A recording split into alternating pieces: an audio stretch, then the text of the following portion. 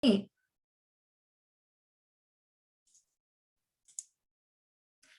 Good morning, everyone. It is 8:30. We will go ahead and get started here. Happy New Year. As usual, thank you so much for being here today. We really appreciate everybody's time and participation. So with that, Krista, do you mind doing a roll call? Okay, Caroline Traub, Here.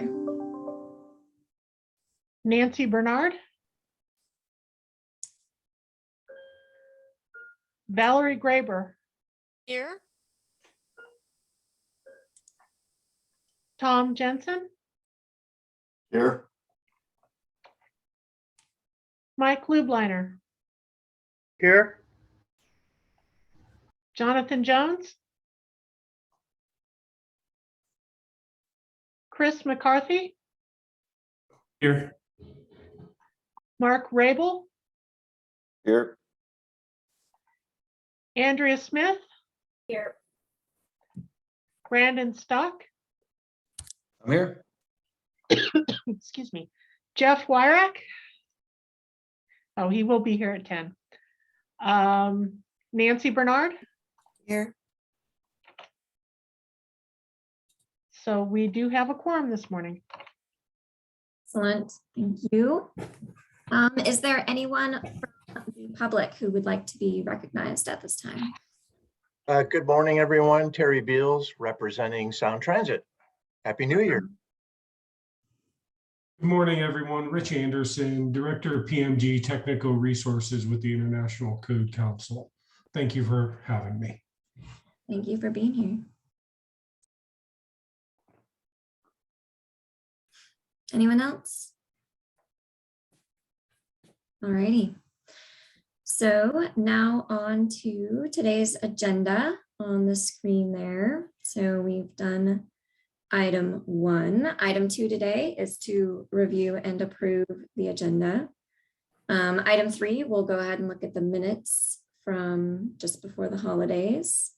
Item 4 is the bulk of our effort today, and we'll be focusing on IMC chapters 4, 5, and 6, as well as IRC chapters 12 through 16.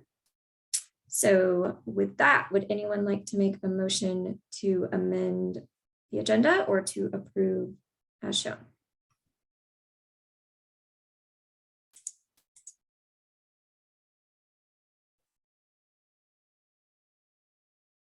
I make a motion to approve as noted. Thank you, Valerie. I'll second. Thanks, Nancy. Thanks, Mike. Any further discussion? All those in favor say aye. Aye. Aye. Aye. Aye. Aye. Aye. Great. Motion passes. Thank you. All right, next up here is to review and approve the meeting minutes from our December 16th gathering.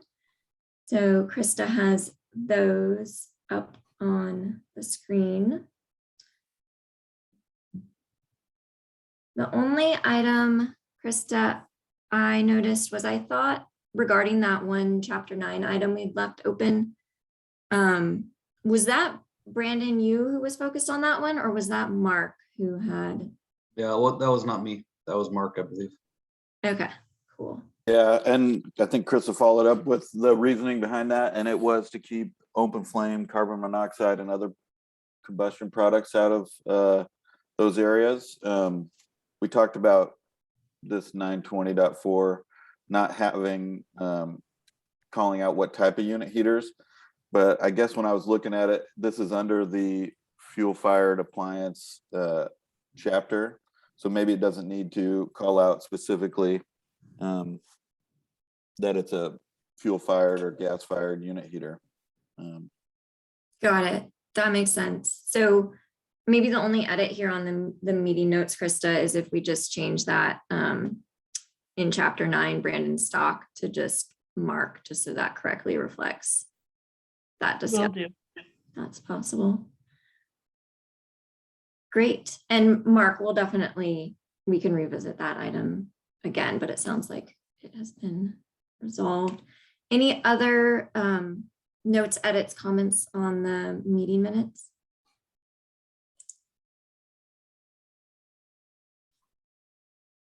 Great. Would anyone like to make a motion to approve them with that one minor change noted? I motion to approve the minor change. Thanks, Tom. Second. Thanks, Nancy. All those, any further discussion? All those in favor, say aye. Aye. Aye. Aye. Anyone opposed? Motion passes. Excellent, thank you all. So we're on to item 4 here. So since it's just been a couple of weeks since we convened, just a quick reminder of why we are here. So 2 items we're doing right now, the existing amendments review. So we're looking at each of the 2018 amendments and seeing if there's a 2021 change to that section that somehow impacts that amendment that we need to modify or remove it.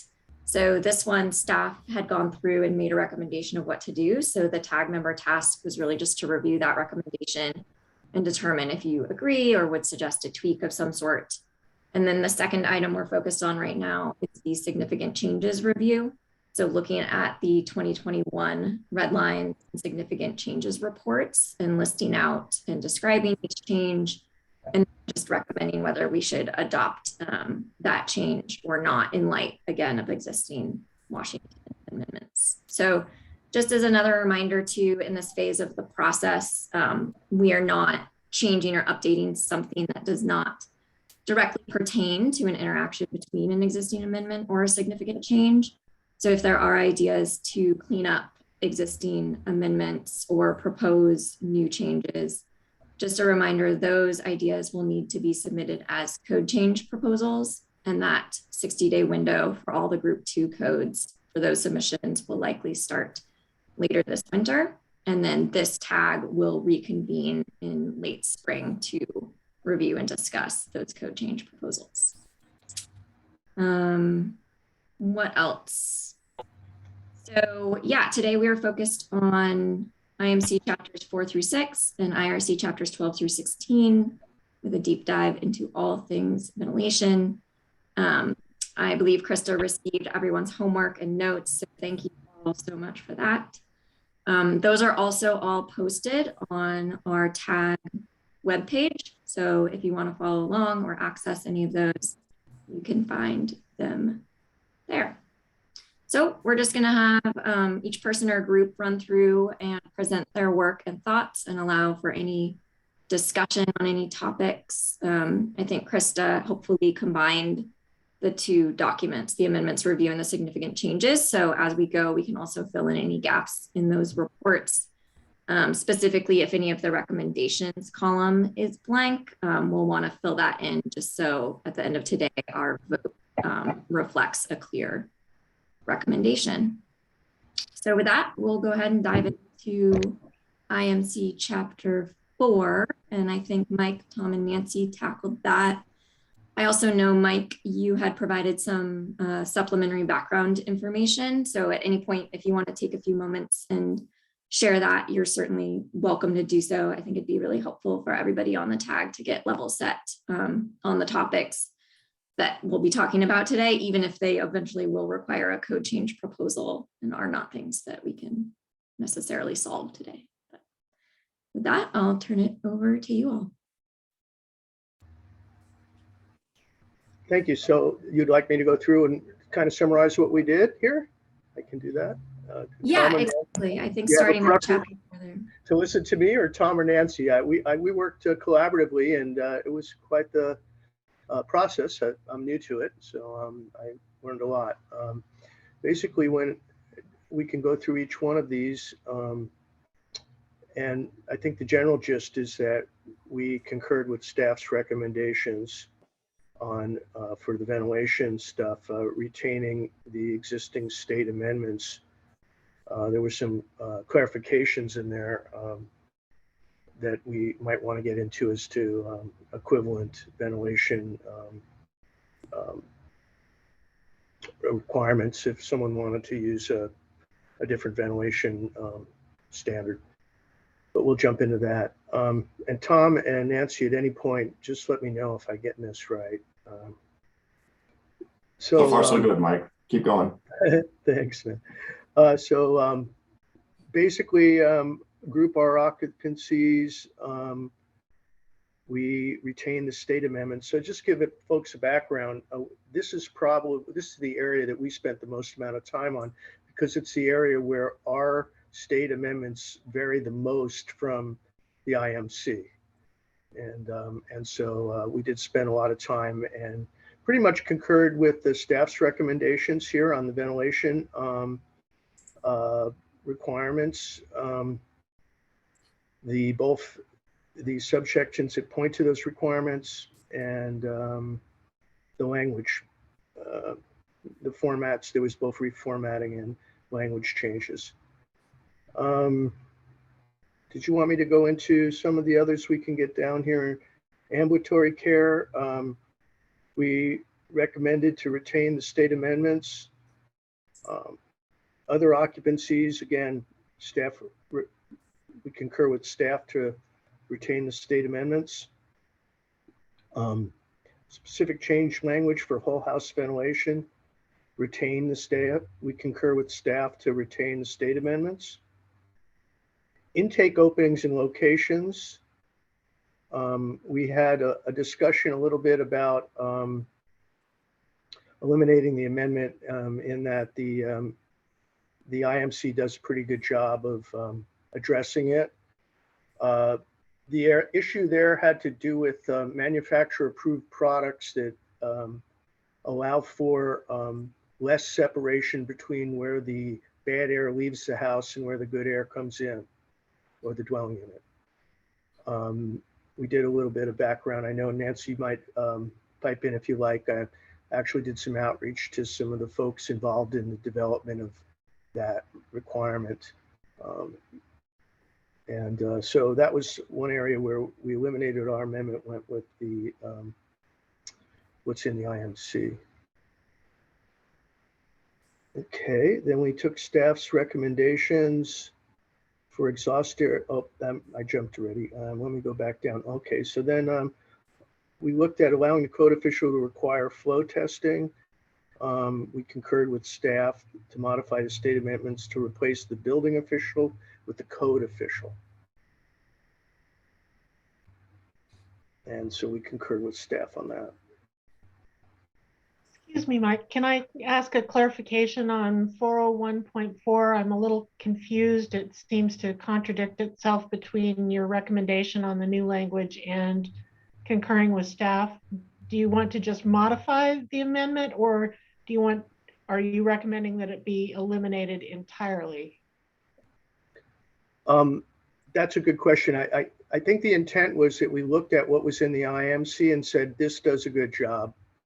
So I don't know if that's modifying it or just the air intake opening, or just using the what we had, or using what is in the IMC.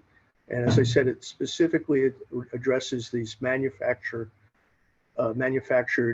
termination fittings that provide less separation. So maybe your guidance would be useful there, or Tom or Nancy, if you have anything to share. Basically, we don't see the need to amend item 3, but since I think the amendment is bigger than that, does that mean we have to modify the amendment to not change item 3? So you're keeping the exception for number 4. Is that what you're saying? And you're getting rid of number 3 because we have an exception for number 4 as well for the state. Yes, basically, because there's no base code change to 4, and we'd like to retain that. And then there was a base code change to 3 that seems to eliminate the need for us to continue to amend 3. So we're not eliminating this code section, we're just modifying it. We can't say we're eliminating the state because the state has, like you said, has more to it. Right. So modifying the amendment to leave item 3 as the base language is and retain R4. Thanks, Tom. Thank you, appreciate that. Then we get down to 401.7A. Nope, we did that one. Okay. So here on 403.1 ventilation systems, it eliminated the effective sentence. I don't have that in front of me. If you guys, Nancy or Tom, do you have any recollection what we did there? There was one amendment, Washington amendment, that eliminated, that we have, that eliminated this, the change that was being proposed for the IMC, I believe. Remember that.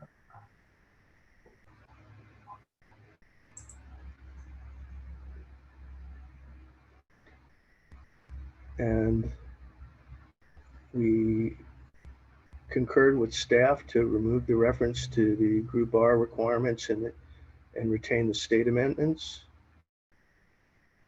This had to do with, I believe, that how we treat low rise, and there was changing the low rise and high rise R2 and how it's a port, and we decided we would stay with the state amendments.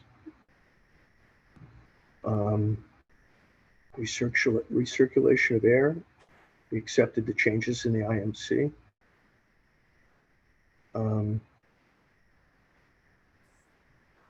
Then 403.2.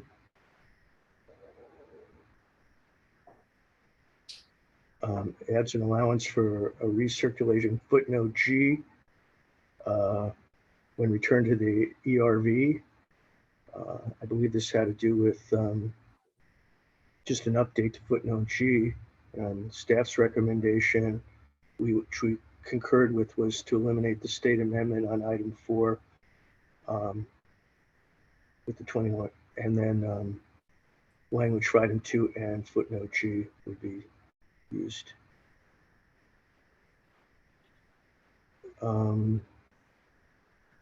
The 403.3 pointed to the whole house ventilation requirement in lieu of the IMC.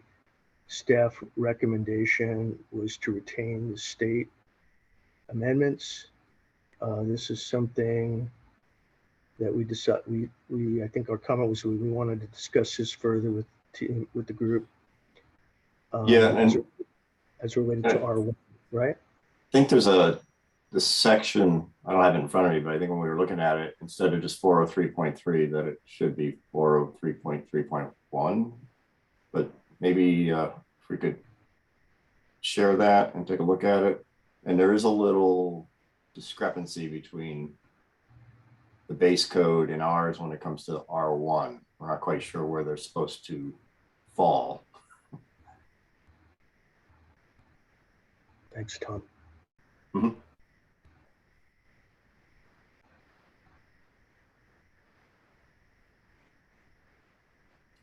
They also would encourage the state to have the entire table, not piecemeal. It was driving us crazy. Well, it's driving me crazy. I want one table with the state amendment and the IMC together. I can give you a little bit of background on why that happened that way.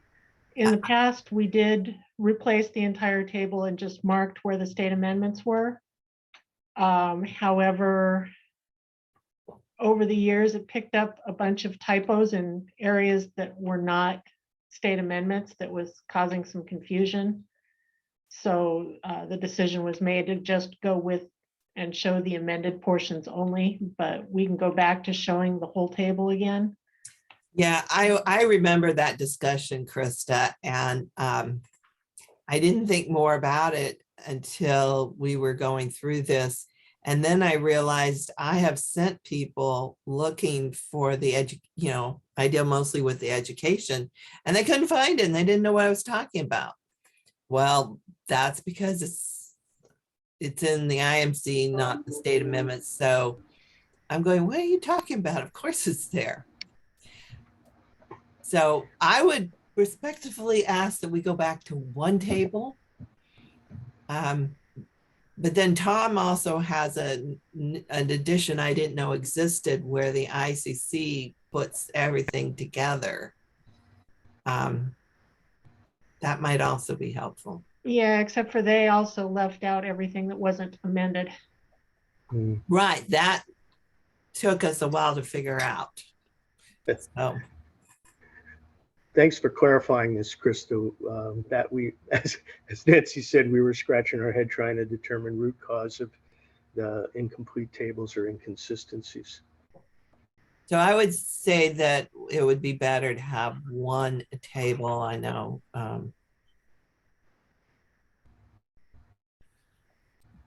I Can think go ahead. Sorry, this is Valerie Graber. I'd like to go back to that R1 that you discussed. We don't have any pointer for R1, so it's being treated, it's a transient, so it's being treated under the IMC tables, and it's not going to whole house ventilation. It doesn't point you to that. And that is also true for I1 condition 1. That would just be straight IMC, and it's not ambulatory care. So that one's kind of a limbo occupancy that we haven't really pointed at. If we want to treat it with whole house ventilation, it's not pointing to those. And I think that's what we were coming up with, that the base code in that first sentence where it says group R occupancies in accordance with 4034, the base code only has R2, 3, and 4 going there, and then R1 falls under all other buildings intended should use this table.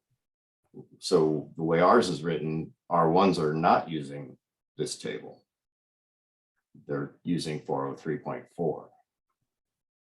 So it seems like a pretty big divergence.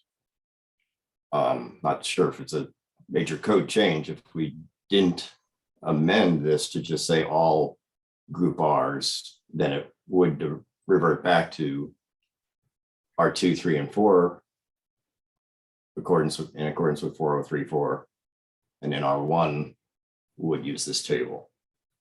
And I'd say I should be using this table too.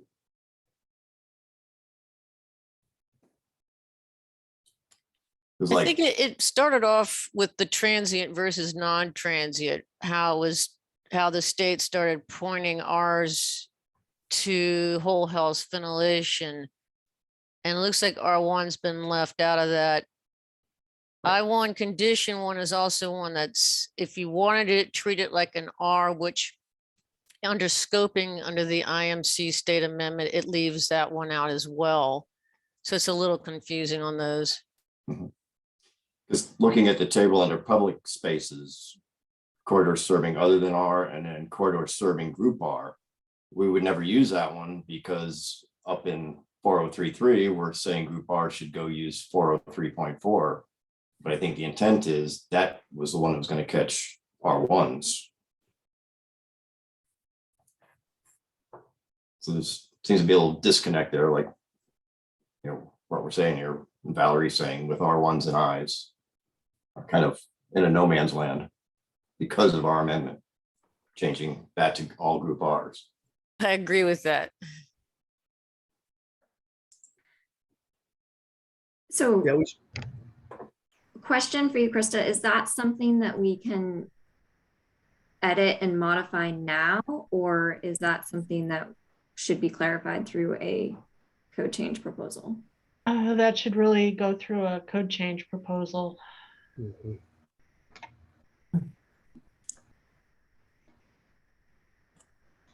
Okay.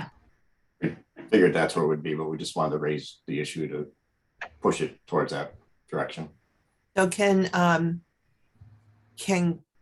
Krista, who needs to write that as a code change proposal?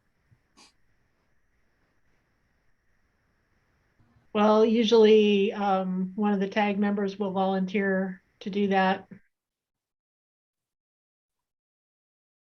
I was thinking maybe somebody should volunteer now, obviously not me, outside of my expertise, but so it doesn't get neglected or forgotten. I would do it, but I'm retiring in March. I won't be around for that. Sorry. Okay, I'll volunteer for it. Thank you. Chris, I would be happy to help vet it, and I think it's an important issue. We're seeing a lot of transient structures with the homeless situation, and I get calls on ambulatory care and residences and stuff, and I think it's important that we are clear in defining what the whole house ventilation requirements are, and seeing whether or not it's simple of applying what we have in other dwelling units to that, or if there's something unique there that we need to address. Hey, Mike, why don't I write something up and run it by you before I submit it? That would be wonderful. Okay. And then I could probably get some of my colleagues on ASHRAE 62.2 and art and run it, and then get their feedback on it and get back to you right away. Okay, great. Thank you. Thank you all. Thank you so much. So yeah, first item of the day, but I think there will probably be several more that will require code change proposals as well. Have we gotten to the IRC, the IMC's change to footnote G yet? Not yet. Okay. That is something to discuss. We did talk about this, concurring with the staff recommendations to eliminate the state amendment for item 4 with the language for item 2 and footnote G. That's where we discuss footnote G. So really quick, before we move on, Krista, from the 403.3, can we update that note again, just to, for the meantime, we're retaining the state amendment and maybe under reviewer comments. That's why my cursor's there. Perfect. We can just have, yeah, future change proposal expected, but retaining amendment. Do we have the ability to clean up? I know you said we don't like to clean up typos in our amendments right now for the ventilation tables. We've got 2 typos that have been carried over for quite a few times. Always welcome. Okay, under public spaces, under the tables, we show shower room and it says per shower heat. It should say shower head. So that's under C403.3.1.1. And then our kitchenette, our footnote K. Okay, you go in there. There, right there.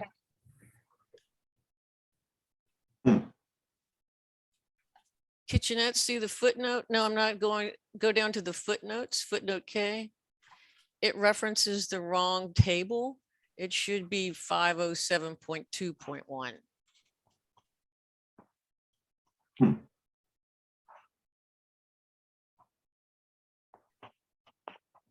Okay. Those appear to be correct and on here.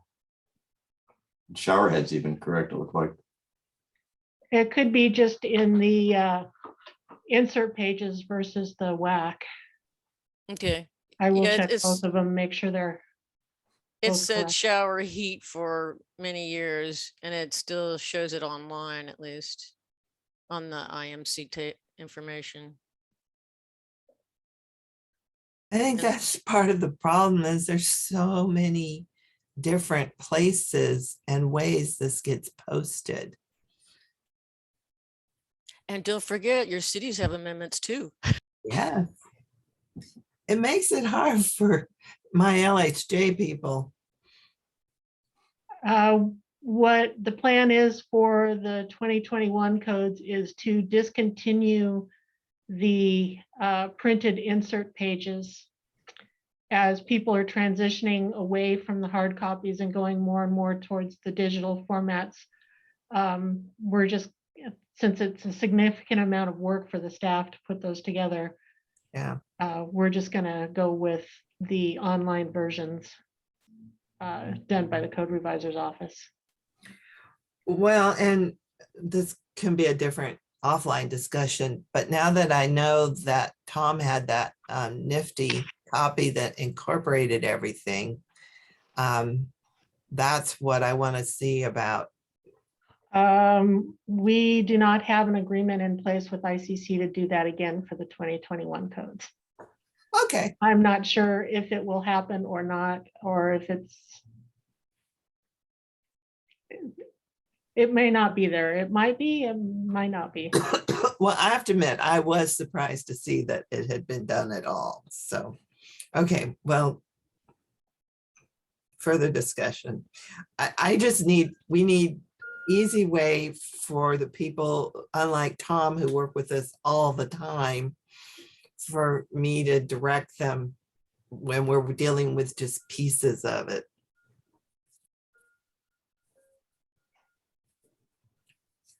I've been explaining this to a new colleague, and it's been quite a challenge to explain this whole thing to her. Stoyan, I see you have your hand up. Do you want to comment on this? Yeah, Krista was trying to clarify it, and I'll try to back her up. We won't have these pages, but we want to have like a PDF document with all changes, and we'll have another document. At least we will try to have the rationale why the changes are adopted. There won't be any Washington State code for 2021, but we may continue talking to ICC and WABO for the next code adoption cycle.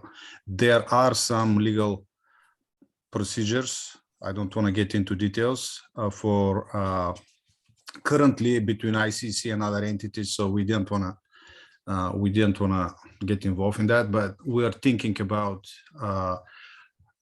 developing a Washington code.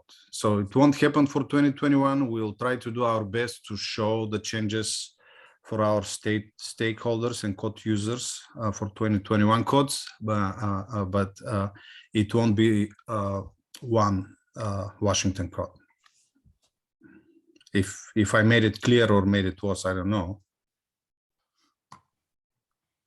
So Stoyan, you're saying in addition to the changes being shown as amendments in the WAC, there will be WAC will stay. Yes, WAC will. But then there, instead of insert pages, there's going to be some sort of other. Yes, because so when you are looking at WAC currently, you don't really get any idea what is the change from the model code. You know, it appears on text. So you have to have the model code, and you will need the WAC, and you need to compare. So it takes time and sometimes lack of understanding.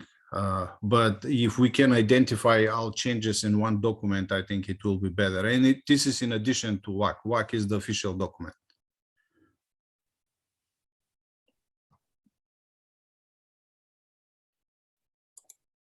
Great, thanks, Stoyan.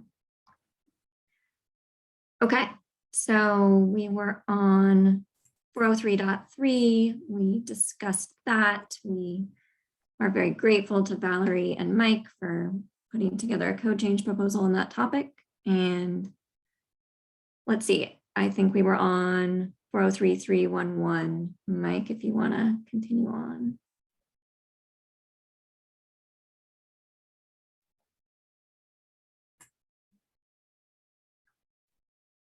And you're muted, Mike, if you're talking. Sorry. Yeah, on 403.11, subject outdoor airflow rates, we had discussion of this. There was some question about what was meant by backstop. And so that was something that kind of had us thinking what was intended by the word backstop.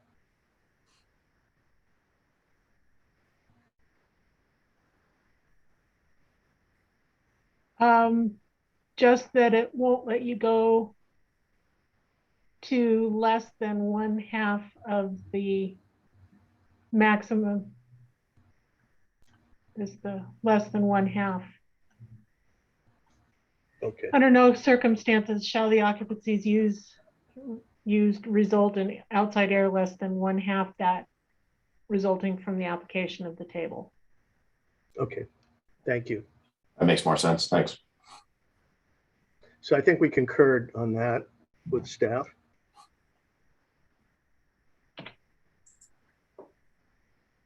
Recommendations and retain the state amendments.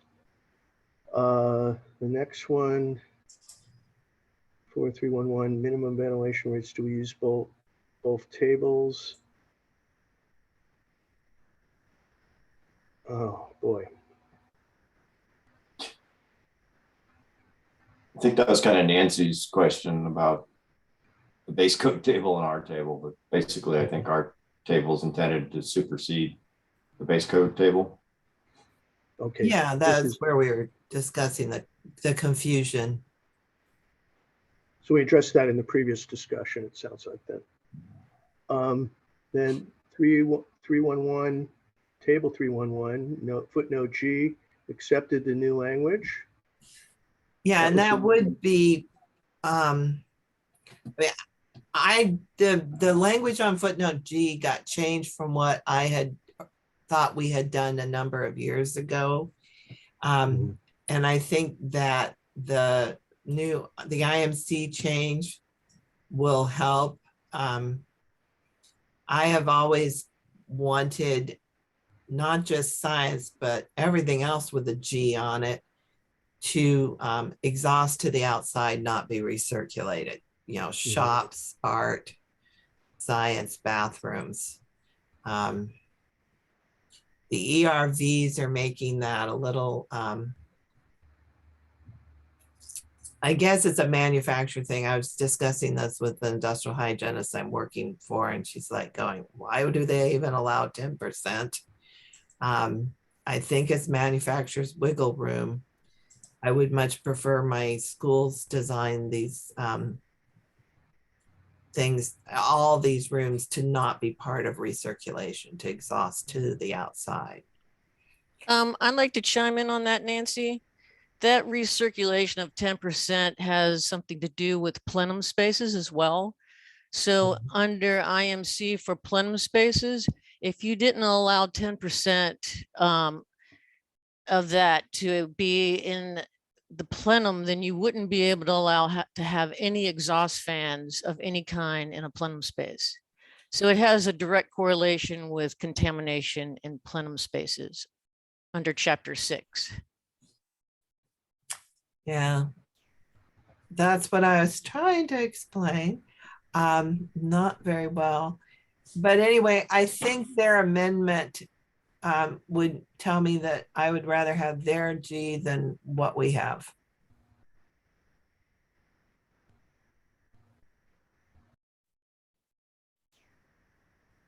Yeah, there was one other discussion associated with that in terms of the manufacturer's standards for how much cross contamination between and the heat wheel is acceptable. But I was not aware of the other discussion of the plenum. That's even more important. I concur with what Nancy says. I think there's better language there.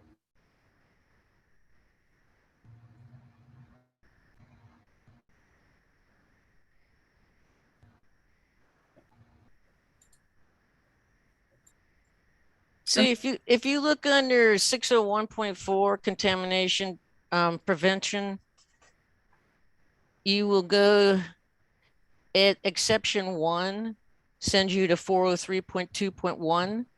And if we don't use that exception, then nobody can put a exhaust fan of any kind in a plenum space, and that is going to be very difficult for people to do.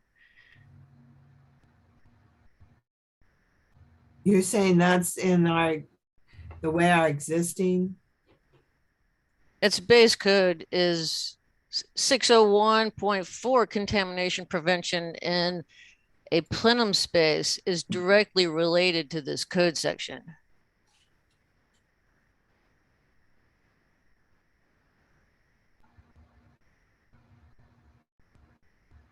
So Valerie, are you in agreement that the new 2021 IMC is preferable then? Yes. Okay. Or we just go with base code because it's allowed in the base code. So So the only part of the state amendment that's amended is the ERV portion. Return air from such spaces only be permitted to be recirculated when returned to an ERV. yeah, I understand that. And that's why it got put in because ERVs, because the state did not adopt that exception 4 under 403.1.2. And it made it impossible to have a office space with a return air plenum above it and have any kind of restroom exhaust going through it. So you could not do that if you do not accept that exception. Right. I guess what I'm saying is that We shouldn't to just, eliminate that state amendment, Mhm. you would still need to submit a code change proposal, but we can update the rest of the language to match Okay. the Oh, we IM. could do that. Okay, that's a good idea.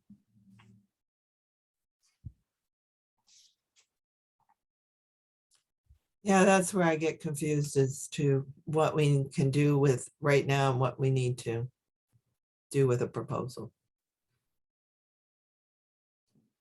That's why we have Krista.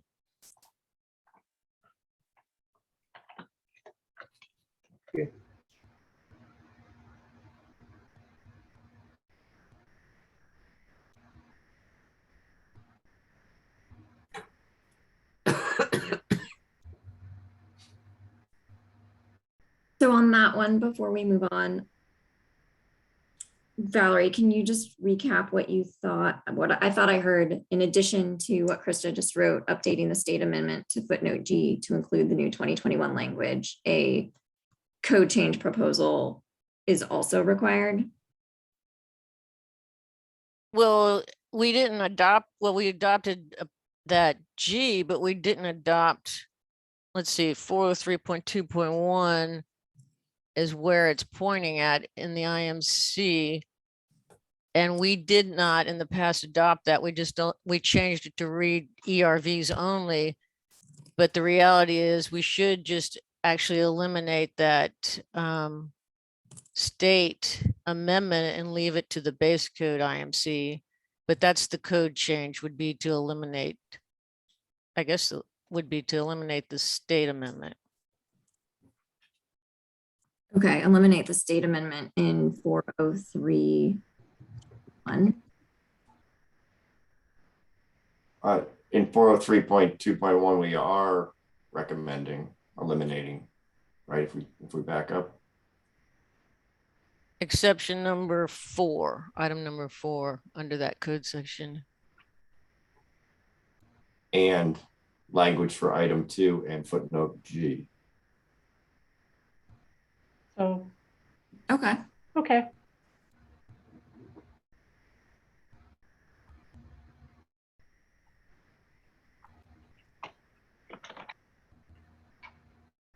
That's all set. All right. So are we on 403.3.1.1? Yeah. So this was adding the kitchenettes, and staff recommendation was to retain the state amendments. And we had a question, I think we talked about this already, the two different tables. So next is 403.3.1.1.2.3 and the subsections. And this is having to do with the multiple zone recirculating systems. And we had, let's see here, replace all the equations. Oh, yeah, so this was the state amendments, existing state amendments, and was that it replaces all the multiple space language and equations with the requirements of ASHRAE 62.1. That's for commercial buildings. And staff recommendation was to retain the state amendments. And we had a question. Dan, Tom, can you jog my memory on that one? Yeah, I think while we were looking into that, we noticed that 403.315 was being deleted, and we had that question, but I think we also came up with that same answer as we moved on, that it looks like that same content was just moved to 6081. So I don't think we have that question anymore. Yeah, we found it later. Yeah, so we would concur with staff recommendations. Right. Next one is system operation. Accept the new language. I think we were okay with that. I think that had to do with, if I recall, was that the use of non-word instructions, icons and things. Was that the one? A Mr. Yuck. Is this the Mr. Yuck sticker, or am I on the wrong one here? I think that might be a different one, Mike. I'm trying to find it. Okay, my bad. Yeah, sorry.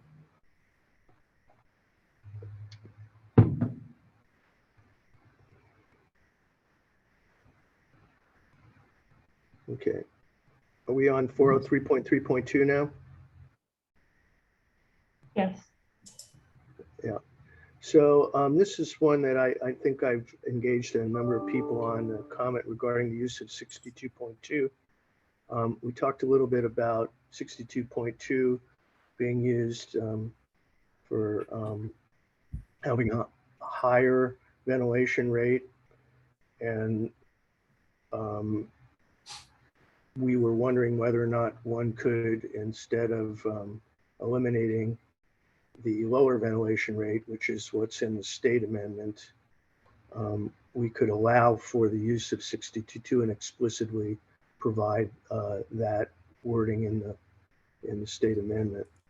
This was something that I think is important, particularly as we get into balanced systems, where we're talking about ventilation with a balanced system that doesn't have the unbalanced additional factors or the distributed factors, ending up with a ventilation rate based on 1% of the floor area, whereas ASHRAE 62.2 for dwelling units uses 3%, the current one. I think last time ASHRAE 62.2 used 1% was 2010. So that might be one that's, I'm not sure, Krista, I wanted to get your guidance on that. If it's possible, my recommendation would be to provide flexibility to the builders to allow their use. And the other discussion as to why is that there's many builders that want to go for Energy Star tax credits or do air quality programs like Indoor Air Plus from EPA. Those programs explicitly require ASHRAE 62.2. And while this is a minimum, the existing state amendment is a minimum, there's some nuances that I think it would be it would provide more guidance if we explicitly recognize 62.2 as equivalent or better. We don't have to say it's better, but I think it is allowed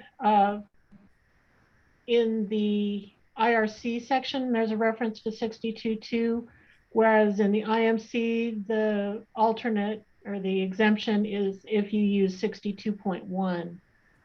Right. So if 62.2, what 62.2 and 62.1 did a few years back was get together and give the apartments in a high-rise multifamily to 62.2. There's a little disconnect. So if the intent is that the IMC is being used for low-rise and high-rise multifamily, then at least for the apartment units, referencing 62.2 would make it consistent with, but yeah, I see where you're, Yeah, so, yeah, I think that would be a good code change proposal. okay. I'll volunteer for that one.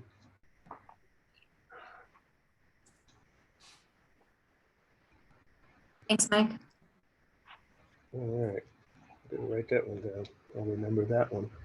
So the next was outdoor air for dwelling units. It's not applicable. The section was not adopted, so we don't have to worry about it. Ventilating equipment. The section wasn't adopted, so we don't have to worry about it. 4034 and all the subsections. We have the existing state amendments, and we concurred with staff to retain those.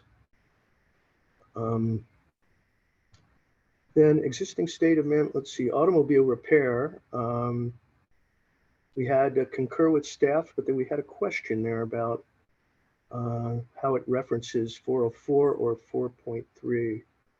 That might have been, Tom, I think, was it, did you bring that one up? We spotted there was some sort of a inconsistency. If I remember correctly, we look at the WAC on that. I think it says 404.4 in the WAC language, but it should say 3. Okay, we can fix that typo. Great. Thank you. Moving on, 407.1, we, let's see, we said to adopt. And the ambulatory care, we had a little discussion about this. The existing state amendments, staff recommendation. Nancy, do you want to provide any more feedback on that one? This gets back to how we address ambulatory care in terms of the general requirements. Well, it's not my area, it's HSQA. And if we haven't heard from them, I mean, then I assume they're okay with it. Krista, I was surprised HSQA wasn't even on the tag this time. They did not submit a name, so we've got the DES energy people on in the agency spot this time because we did not get a name from the. No, I mean, if we haven't heard from them, I Yeah. assume they don't have a problem. And I think that's where the amendment originally came from. I'm sure. So. Yeah, I know part of when Carolyn asked me about being on the tag, part of my issue can't really be addressed at this point, but with COVID, my colleague that I mentioned is an industrial hygienist and hired specifically to look at long-term care. We can't meet COVID standards in a lot of existing building. We'd at least like to be able to meet it moving forward, but that's a bigger discussion, I think, than the tag right now. So do we want to, is no news good news? We retain this, we concur with staff on this, but maybe seek some feedback from the folks at DES that wrote this, to suggest, are there any changes since it's been written relative to COVID that would need us to address it and get their guidance? That sounds like a good next step, Mike. Is that something, Nancy, you could take on? Sorry, my husband was delivering breakfast. What was that? The guys know my husband retired just in time to be my housekeeper for COVID. Sorry. No, you're good. That's awesome. I think Mike was suggesting that the recommendation here is retaining the amendment for now, but potentially checking in to see if there's any new changes or comments to adjust that at all. And that would have to be a code change proposal. Sure, I will ask them. Great. I mean, we talked a lot when COVID was starting. We haven't heard anything from them in a while now. So I'm not sure what they're up to at the moment. Krista, when we're done, I'll just use this to, I can't copy it off of your screen, but I'll make a note and maybe you can, when I can copy it from the document when you're done. Sure.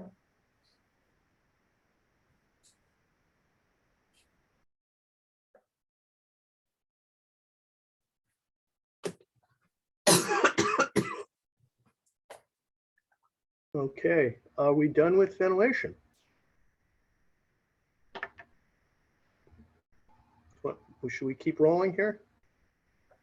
Yeah, let's do it. Anybody have any overarching or big comments on chapter 4 before we move on? No. All right. Thanks, Mike.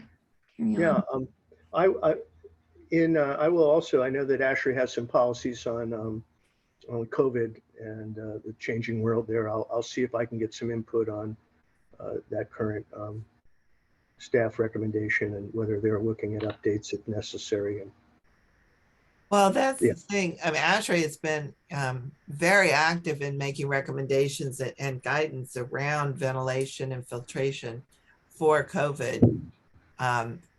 Obviously, it's not reflected yet in 62.1 or 2 or in the IMC. And the question I have is that planned?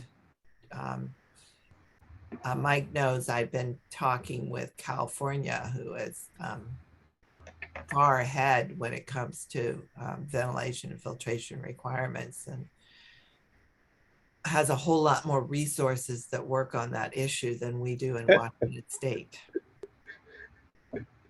Thanks, Nancy. Yeah, we'll also, I'll be, Bill Banafleck, and there was a task group within ASHRAE to look at COVID. I'll see if we can get some clarification on how they wanted to, what their plans were on ambulatory care and general and the codes for, and I'll get back to folks. All right, let's jump into exhaust systems unless people need it. Anyway, let's go for it. First one, 501.3.1, accept the new language. And we looked at that and concurred. The staff recommendations on 503.3.1 add specific, let's see here. We concurred with staff on that one. And that was getting back to different combinations of termination fittings that would provide equal protection against re-entrainment of outdoor stale air into the ventilation system, I believe. Pressure equalization, we concurred with staff to retain state amendments. Yeah, Mike, I just have to say, I shared that design with my industrial hygiene colleague and she's going, really? But I don't think we have enough data not to accept it. But I'd sure love to hear how it actually works. Because doesn't make sense.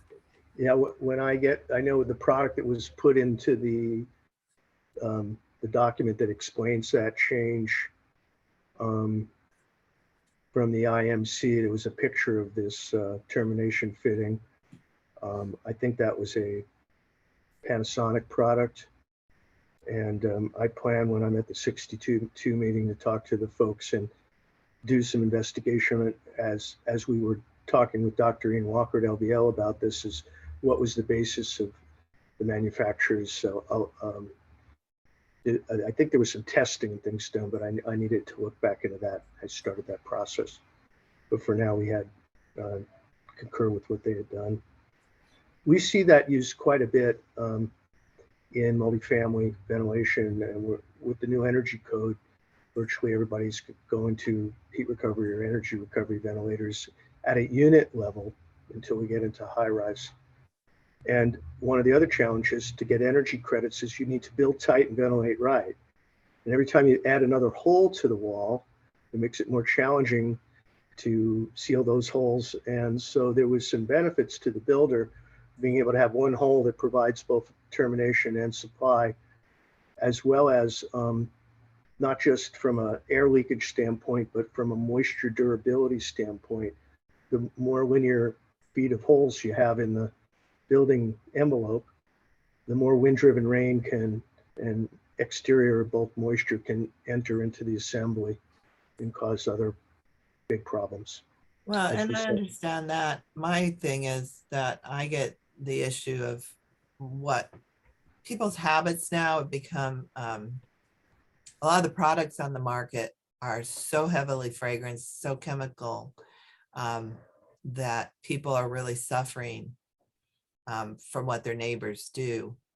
And how housing deals with that is a big issue. I'd like to talk about the exception or number 3 a little bit, where it says an approved factory built intake exhaust combination fitting. Approved factory built could be a PVC pipe. So it's not like it's a listed. They're not asking for a listed fitting, like a concentric fitting, but it's a little vague. It could, I've seen ERVs that have installation guides and it has 2 pieces of PVC pipe coming out of the end of it, and they're calling that part of the factory built, but it should be more of a listed product, I would say. And that's a good question, Valerie. If you look at the significant change document, Yeah.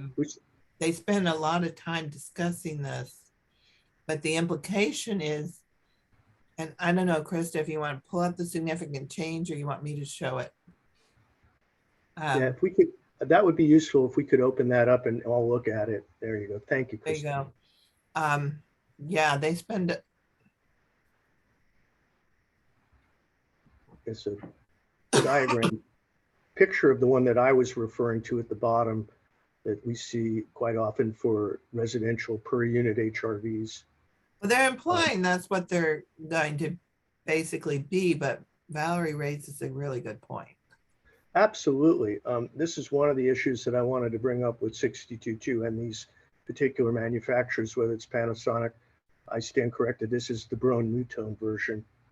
And determine whether or not, I know HVI, the Home Ventilation Institute, has requirements for zone ratings, the sound and flow rates at specific pressure drops.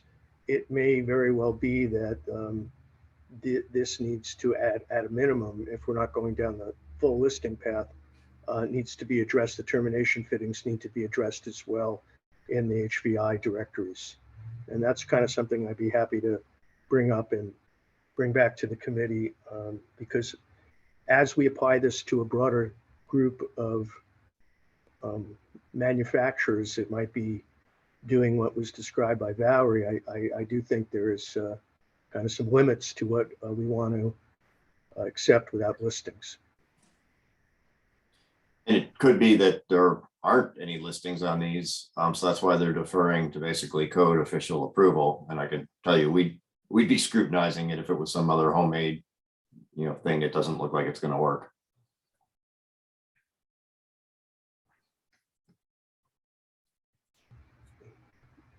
Maybe the code, if I get some information back, perhaps it's, some training guidance to code officials that we do, or some sort of thing that we could put in the amendment that talks about references HVI members or products, as I was trying to go down the path of, if they're providing information in their directory on sound and flows, they should also be providing information on their termination fittings if they violate, if they fall under this exception.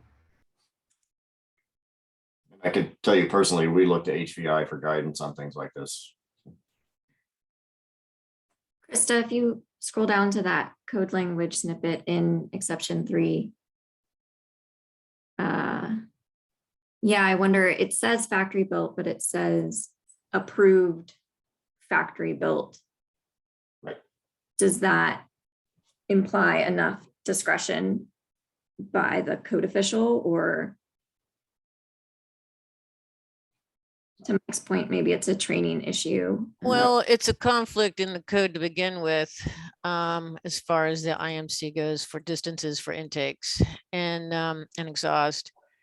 So it's hard for, that's such a new change that I've seen quite a few different configurations coming out of ERVs, and it would be nice to say it was listed with that ERV, because people do put PVC elbows together and form a fitting like the one you showed.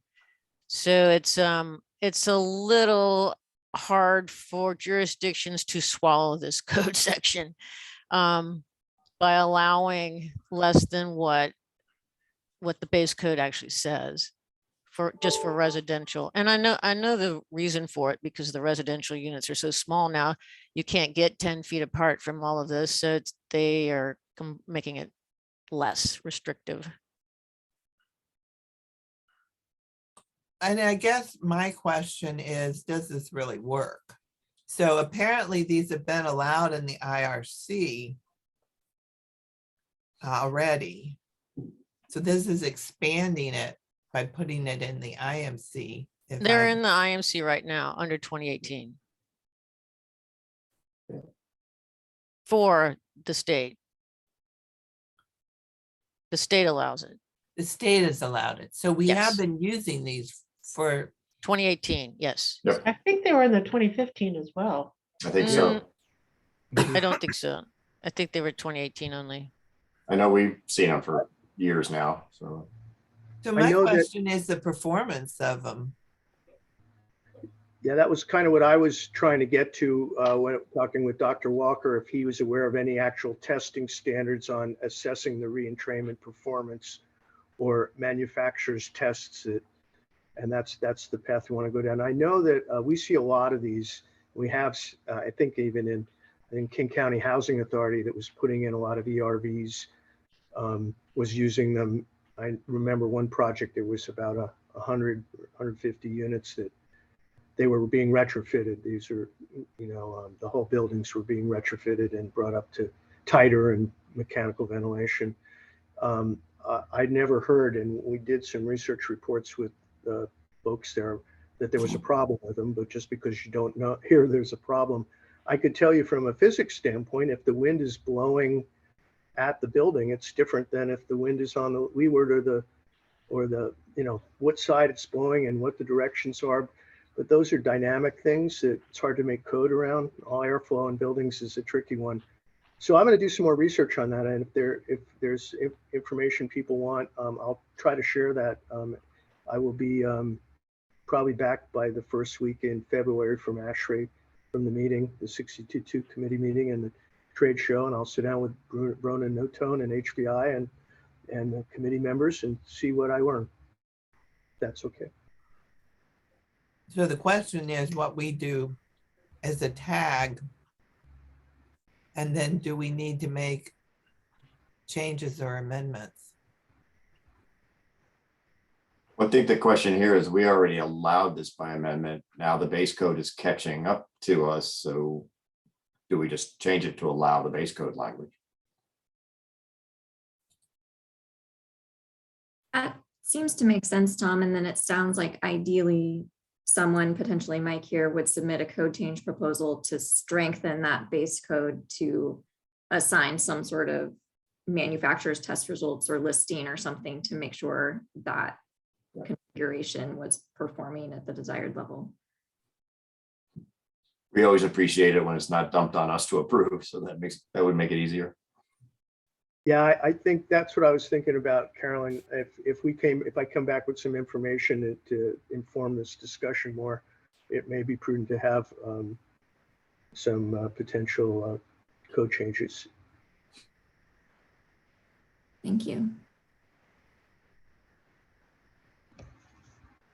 Okay, but I think the recommendation now is to modify the existing state amendment. Hopefully enhance that with a code change proposal. I think one of the things about looking at the IMC catching up to us in our amendments is Right. when you have a critical mass of more than the state of Washington, it makes it more, there's more of a possibility that the manufacturers are going to pay attention to it and the issues of listing. And I think that the real talking point that I have that I'm hearing is it makes it really difficult for the code official. Even if it's something that's addressed in the, you know, if it's not in the installation manual, then then beware.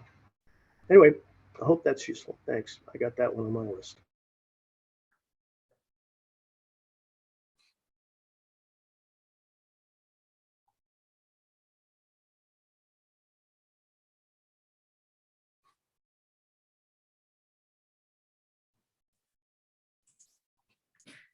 Okay, so Mike, moving on then to, Yeah, I'm sorry, I was muting myself here.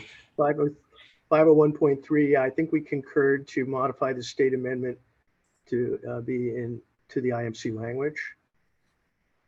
Oh, we did that one already. I'm sorry, the pressure equalization. Adds exception for residential range and dryer and local exhaust staff. Yeah, we concurred with staff's recommendation here to retain the state amendment on that one. The next one, I believe there was accept the deletions. This was stationary storage, battery systems. Oh, Tom, refresh my memory on this one. This has to do with the venting of storage areas for batteries and stuff. I think we said to accept the deletion that was in the IMC. So that one wasn't on the list. Yeah. I know But I yeah. read it. Yeah, we looked at it. Yeah, so it wasn't, so accept, yeah. Go down. Are you talking about 502.4? Yeah, that's right. Yes, Yes. Yeah, it moves everything to the fire code. yes, right. Perfect. And Thank that's, you. yeah, that was in the last code too. The section must have changed is all. So we would concur. Right, accept deletion.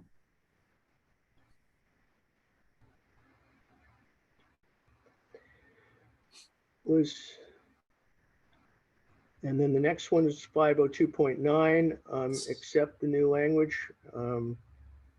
Was this the same kind of thing? Move to the fire code? Pretty sure. Yeah.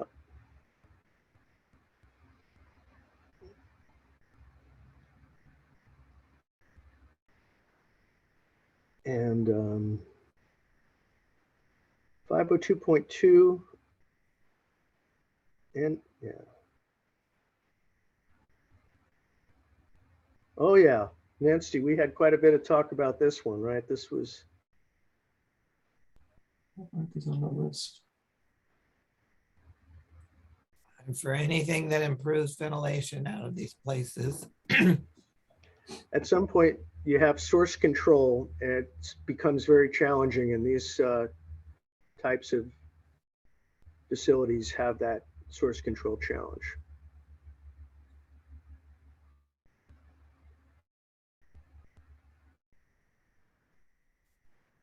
So this is a significant change, and I think we wanted to accept accept it. it. Yes. Yeah, without change. Yep.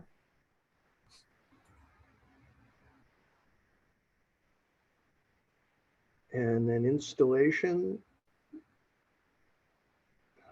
Boy. Same, accept the new language. Yeah. Yep.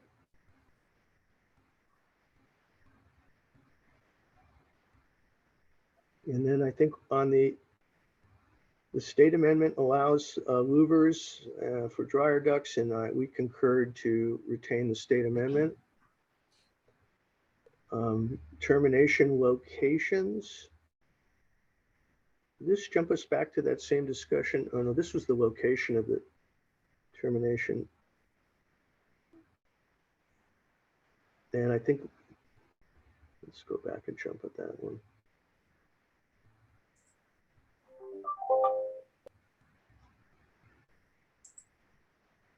I think we talked about this one. There wasn't a deal showstopper here. Is this a numbering thing, maybe? Just a numbering thing? It changed from 4. Yeah, this was a number of these where they went and added something, inserted 401, and it changed a lot of the other things. So this was where there's no specified termination fitting. So you don't have other ducts being connected to that.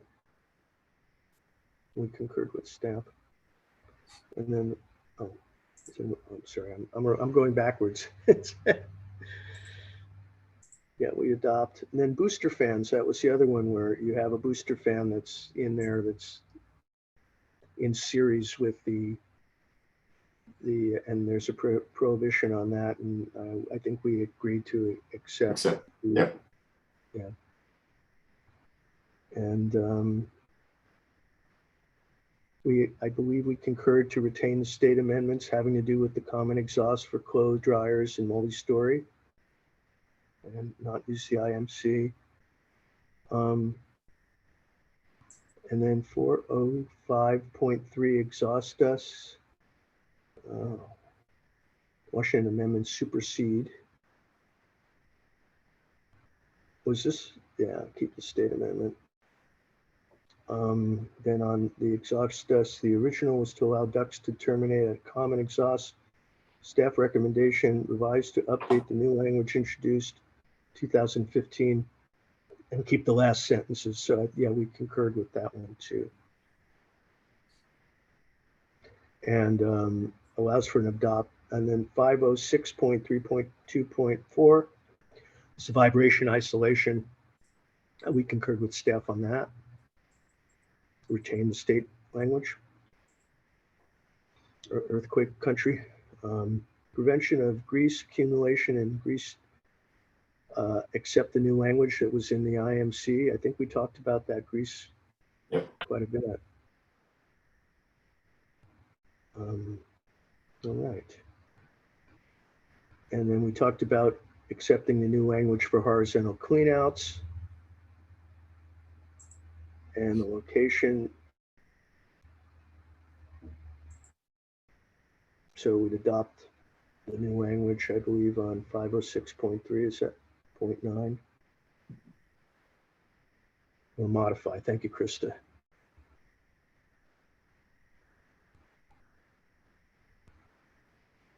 And then on the grease cleanout, we have an existing state amendment, and this would give you a add a new IMC portion of that would modify that. Concurred with staff on that recommendation. Same thing with grease enclosures, the duct enclosures.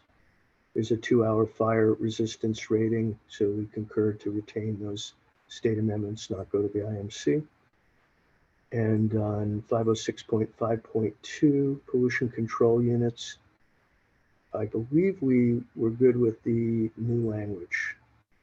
You might want to pull that one up, unless Tom, you have, or Nancy, have an institutional recollection.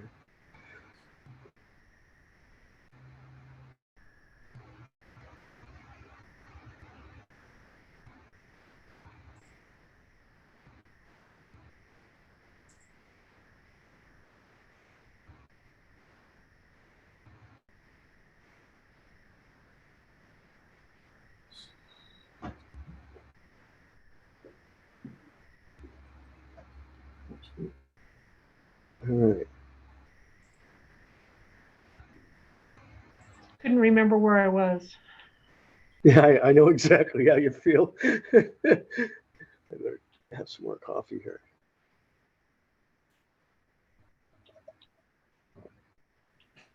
Last night was a 3-hour sleep for me, so I'm not firing all cylinders today. I don't work with the food code, so didn't have any comments anyway. Okay. And the food code people in my office have never been particularly interested in modifying the codes. They just work with the codes as they exist. So that would address the listing. So this was mostly just clarifying Mhm, listing change. mhm. Yeah, these were all addressing going to the listing of the products.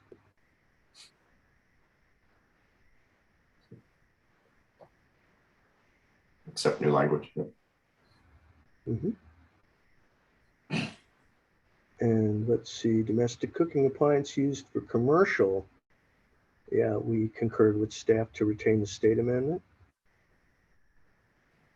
And type 1 hoods, that the existing amendment adds an exception for R2 with less than 16 residents.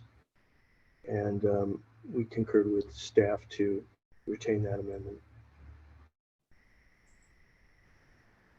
And then 507.6.1, accept new language. Did we get into that one? Was that on the capture efficiency? That was the smoker ovens, I think. Yeah, on the You capture all efficiency. educated me about smoker ovens. Tom deals with them. I'd never heard of them. Oh yeah, these were those smoker, when you smoking meats inside on these cooker things. Yeah. If it has its own contained exhaust system, it doesn't need a hood. And that was covered in the significant change document. Mm-hmm. Thank you. So concur with staff or adopt, yes. Let's see, independent system. Why are references to independent systems being eliminated? IFC. Are we into 6 or are we still on 5? We're on 5, but Oh, I'm sorry. 10.4. Wasn't it, that was another one of those things they were moving? yeah. Did that got to the fire codes or something? Or- No, I think they moved it down. Okay, moved it down in this. I can't remember. They moved it. We did find it again. Basically, they eliminated 510.4, so then that renumbered everything from there on. So That's where the one was that we ended there's up. not really with. substantial changes other Yeah, than that's not- renumbering. Cool. I think we're gonna cruise through these then pretty quick here. We concur with staff. Makeup bear, was this the same situation where we concurred with staff, just a numbering thing? Dust stock and refuse conveying system, I believe that was the same thing, accepting the new language numbering. Explosion control, I think that also. Adopt and adopt for prohibited applications. I think these were all in there. They just changed the numbering, if I recall. Waste and linen chute. This, we had a little bit of a discussion about this. Our existing amendment requires it be vented for NFPA or the International Building Code, and we concurred with staff to retain the existing amendment. Change per to in accordance with. Yeah.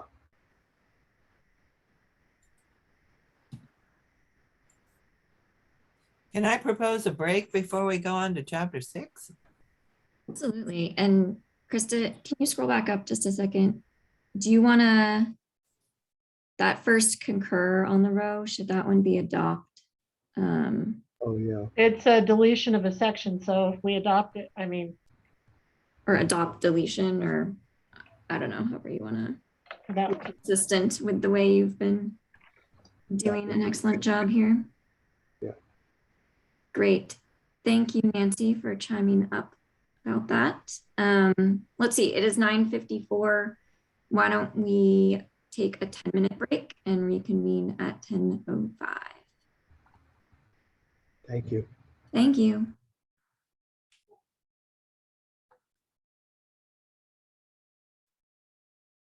Welcome back. Hope everybody had a chance to get another cup of coffee here. I guess before we continue, maybe just a quick check, verbal check that folks are still present and we still have a quorum and everything. I know it's been an issue in some other meetings, so maybe everybody could just do a quick verbal, I'm here. Here. Here. Here. Awesome. Jeff. Thank you. Thank you all. We will carry on. We were just about to dive into chapter 6, and it looks like most of the changes in this chapter are either adopting the new language or concurring with staff. It looks like Mike and team, there's a couple of things for discussion. So maybe just to move things along here, if you want to just focus on those significant changes and any comments there. And if there's, it looks like there was 1 or 2 items where you wanted to have a bit of discussion. Does that work? Sounds good. All right. Tom, do you want to take it away here? Yeah, so everything is concur until we get to 6054. And actually, Mike, that was your recommendation that we up the MERV requirement. Is this the place to do that? Actually, I think it was more me. Okay.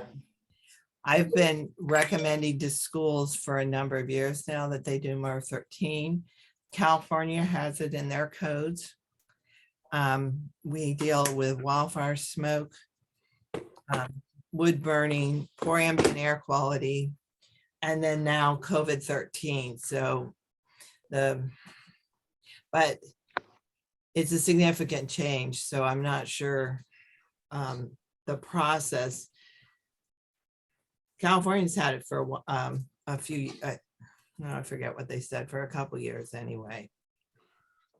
Nancy, did you verify that residential ERVs can take a MERV 13 filter? Well, I don't think that's the issue. If it goes into the code and requires it, they will have to be able to. Well, some manufacturers might not be able to comply. Well, they were complying in California. So yeah, I think I'm not sure how we would even go about it, but I did want to raise it. My schools that had done the MERV 13 with the DOAS systems were much better prepared to deal with COVID and are much better prepared to deal with wildfire smoke than those who haven't. Obviously, that's new construction. We're also finding with the recommendations from DOH, ASHRAE, EPA, CDC to upgrade to MERV 13. And a lot of the work that's come out of UC Davis and others, it's quite doable with existing systems. But people aren't going to do it until it's in the code in a lot of cases. But again, I'm not sure that would be a significant change. So I'm not sure how we address it right now. Yeah, I think, Nancy, that would best be addressed through a code change proposal and filling out the form and having to address some of the research items such as cost implications and availability and impacts on different building types and whatnot. But I think as a code change proposal idea, that is. And I'm happy to help work on it, but obviously I don't have the expertise or time. I asked Dr. Walker to send me some of the background information on how California went about it, but they have a different process. They do the research and then put the research into their codes in a more direct process than we have. Yes, in our case, code change proposals are submitted by volunteers or organizations or somebody who has the means and will to pull it all together. So it definitely is a challenge to get everything organized so it is compelling and complete enough that this tag can feel confident in adopting it. So it is certainly an undertaking. I can't volunteer to write the proposal, but I certainly could help vet it. I do think from some of the work I did for SPI with our university, going out to a whole bunch of schools and looking at the conditions of the schools, including mechanical equipment, one takeaway was that they all use this pretty much the same kind of, the portable classrooms typically use the same type of mechanical equipment.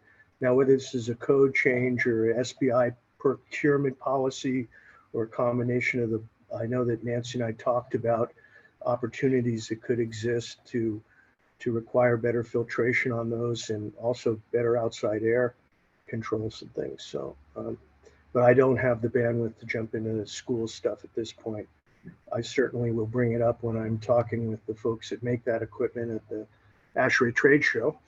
If they're there, they're usually there, and try to get some ideas from Dr. Walker when I see him as to whether or not there's code proposals that, as you get into the schools, it's a much more variable in the way mechanical equipment is done than, you know, the one size fits all kind of unit that connects to the side of the portable classroom. And I think portable classrooms are about 20, last time I looked, about 20% of the square footage of schools or something. California put MER 13 in for residential and non-residential. I mean, they've made it quite extensive. I was surprised to see MER 6. I had been told that we had upgraded to MER 8 in our codes. So that surprised me. Does anybody know why it's still at MER 6? Because Nobody's nobody's put submitted in a code change proposal for it. I don't know, I have been told we had gone to MERV 8, Krista, so I was like, I just was surprised. Okay. Awesome discussion. We'll leave that one open if somebody wants to take that one on. And if somebody wants to contact me who's also interested in this issue. Thanks, Nancy. Moving on, I think the rest of chapter 6, we just said to retain our amendments and concur with staff. If we want to see if there's any.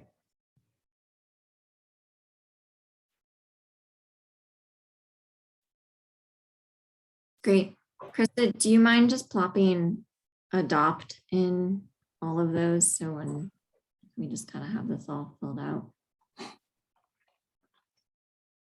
Were there, Tom, any of those significant changes worth discussing in more depth? Double check here.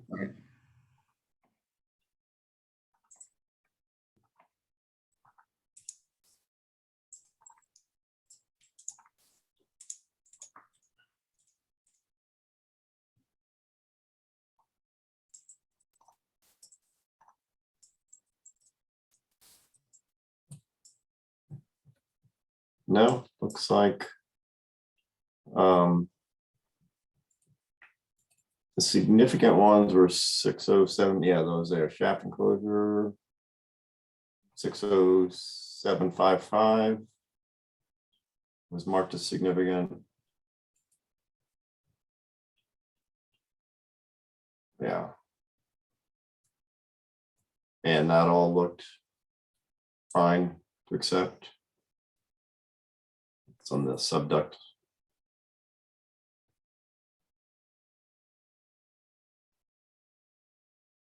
And yeah, that was fine too. 608. Yep.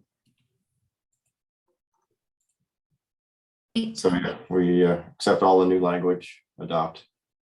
Cool. So I guess before we move on here, Mike, do you want to revisit the definition in chapter 2 about balanced ventilation, since we're kind of, I guess, moving on from this chapter, or is that something you want to think about further? Because we could also revisit that our last meeting next week. Yeah, I'd kind of like to hold off till next week, but Okay, let's do that. we did talk about balanced ventilation a little, just to give folks some background there.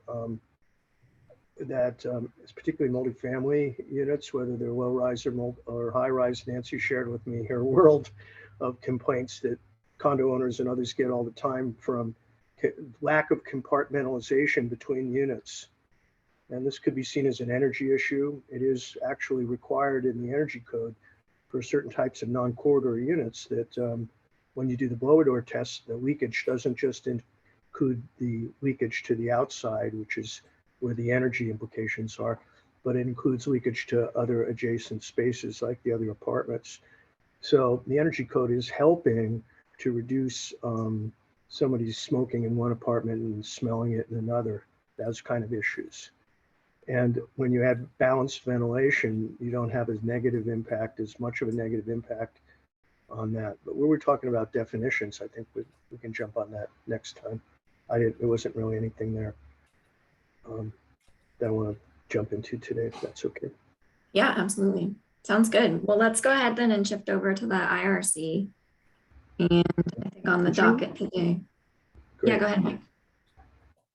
No, I was thinking chapter 13, which I didn't do, but that's in the IRC, so we'll jump into that here, and I have some Okay. So let's, recollections. Yeah, I have it ready to go, Mike, so we're good on 13 when we get there. Thank you. great. Well, let's see. I think Jeff tackled chapter 12. Yes, I did. Good morning. You can hear me okay? Yes, we can hear you. Okay, great. So yes, chapter 12 had no red lines. So I propose that we retain the existing amendments.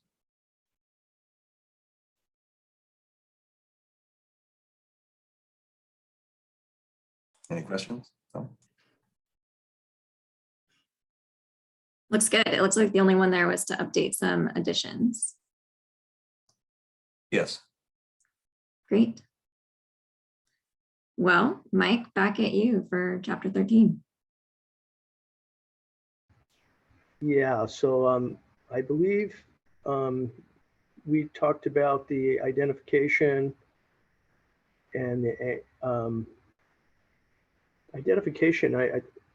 If you want to bring that up, I think, didn't we jump into this one as well? I recall that we didn't have any issues with this. I just want to double check. But actually, you guys were just volunteering your time. You weren't assigned to that. There might have been another reference in the ones we looked at. I don't recall looking at this chapter. I know the one that jumped in, the one that jumped out at me had to do with not allowing gypsum to be used to put the appliance on. And I think we all concurred that was one that we want to accept that change.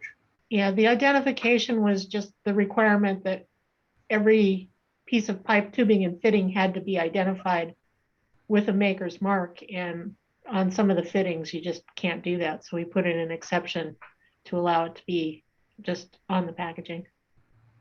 Yeah, I would concur with that one.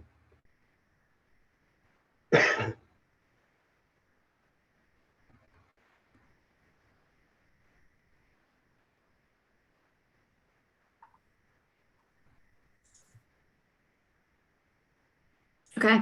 Anything else on chapter 13 you want to cover, Mike? Yeah. I think, well, let's see, the anchorage and appliance, we accepted the Jimson, we retained the staff recommendation to require the seismic strapping as we did with mechanical IMC for those appliances that need it. And so I think my recommendation was to concur with staff to retain, to accept staff's recommendation on 1301.2, 1307.2, and 1307.7. And that was the last one, yeah, that I said that talks about not having, say, a furnace sitting on a gypsum base. What else? I think the language says gypsum shall not be used as a support base under an appliance. That seemed to make sense for me. Thank you. Okay, chapter 14. I think this one was back at you, Jeff. Yes. So this first one, the update is to add a reference to the ULCSA ANCE 60335-2-40. That's specifically for refrigeration equipment, the cooling coil. This is in the central furnaces section. It appears to have been added to make this paragraph parallel with the rest of the model code. I don't think it'll actually apply in an installation that doesn't have the cooling coil, but it doesn't hurt to add it and it makes it consistent. So I recommended that we accept it.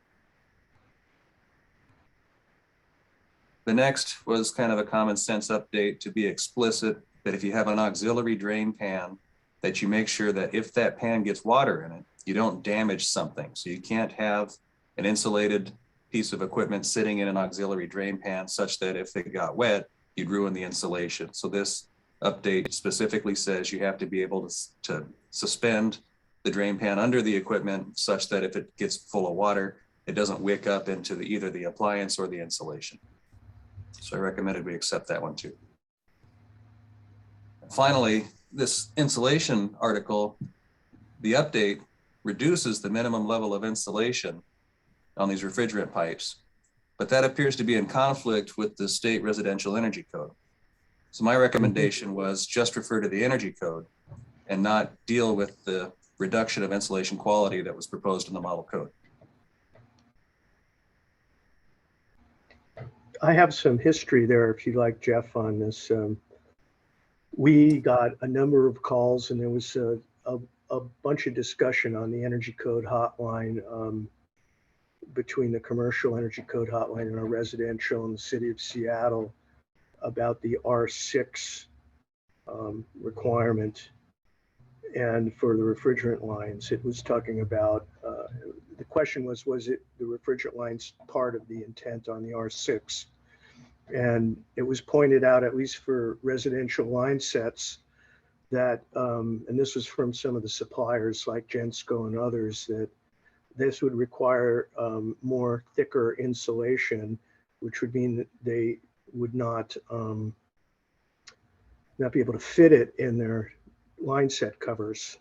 And the irony is that this has been in the code for a while and it really hasn't been addressed, in my opinion. I know there was some discussion back and forth. Lisa Roseno might have more, but as it related to residential, what I was hearing was that it is a cost implication and it didn't get caught in the last go around, or unless the intent was not to include in the R6 requirement, which I believe is for mechanical, whether it was for hydronic, but did it include the R6 requirement for the vapor suction lines? And I think it's different possibly in commercial where you don't have line sets and residential line set covering with as often, where you have space limitations. It might preclude the use of bigger line sets covers. And anyway, it was an issue that was left unresolved. I just wanted to share that information with y'all. I'm not sure how the energy code's going to deal with it in the next run. Right up. Hey, Mike, did Seattle separate refrigeration for small units versus for Seattle? Did they separate that from hydronic and refrigeration? I think that, yeah, that's a good. I think they made they made another category because this has come up often. Mm-hmm. That would be a good thing if they did. That's when I talked to Dwayne about it up there. We at one point was looking at it as with the wider brush. And that was my question, was what was the intent when R6 was it to include this or not? So it sounds like Seattle might have some clarification that will help us.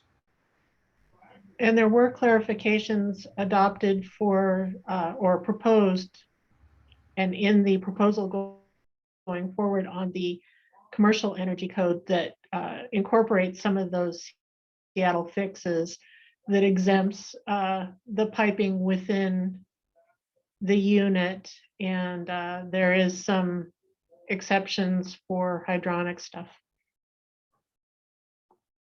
Thanks, Krista. I learn something every day here from you. So I guess this is a question of this particular line was a change in the 2021 IMC, not an existing Washington State amendment.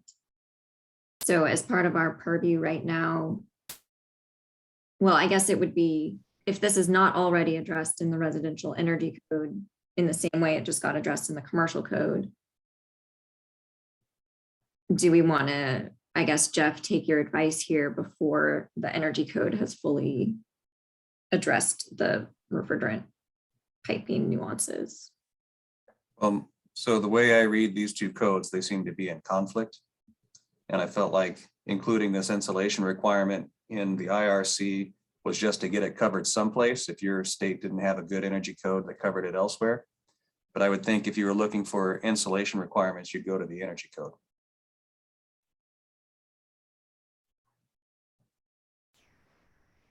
I'd concur, and Jeff and I certainly will address it as we jump into the energy code tab for residential, and I'll talk with Lisa about it. I agree. In the IMC, we actually point in the base section, if there's any conflicts with insulation on ductwork or ceiling, go to the energy code. But we don't address piping.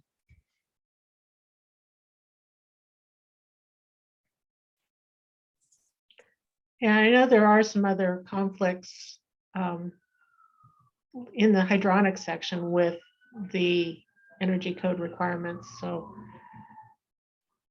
I think a reference to the energy code would be appropriate.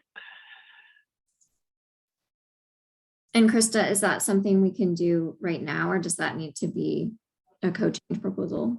It would probably need to be a code change proposal because I don't think those sections have changed in the last couple of codes, but it actually was a code change proposal once upon a time, but somehow it didn't make it into the IRC CR 102, so it never got fixed. But I'm not sure if they fixed it in the 2021, they might have, or the 2018. I'd have to double check since I wasn't staffing the mechanical or residential last go round. Okay. So it sounds like for the meantime, maybe our recommendation needs to be adopt, and then Jeff, I don't know if you want to volunteer to write a code change proposal to essentially have a Washington amendment that just refers to Washington State Energy Code in lieu of this section. And I'm just looking at the website. When would that be due? Fall of 21? There will be a 60-day proposal submission window, likely February, March-ish. Okay, yeah, I'll take that up. Thank you.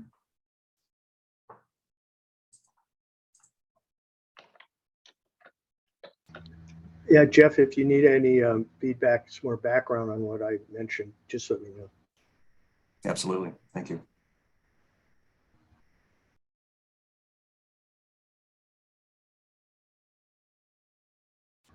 My wife just came in. I told you I hadn't got much sleep last night. I was feeling really sick and did a COVID instant this morning, and I'm here to report it was negative. Sorry to interrupt the process of the meeting. I don't know if you can. We're sure you're very happy about that. I am very happy I can go to my physical therapist with confidence this afternoon. Good news. Always good news. Great. Jeff, you want to wrap up chapter 14 there?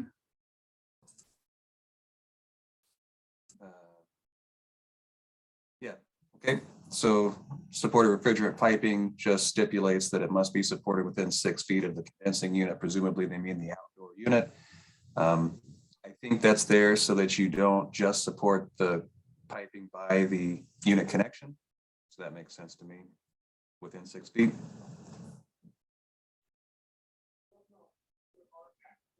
And then there is an existing amendment to refer to state plumbing code in lieu of IPC, since these of course are the International Code Council model codes.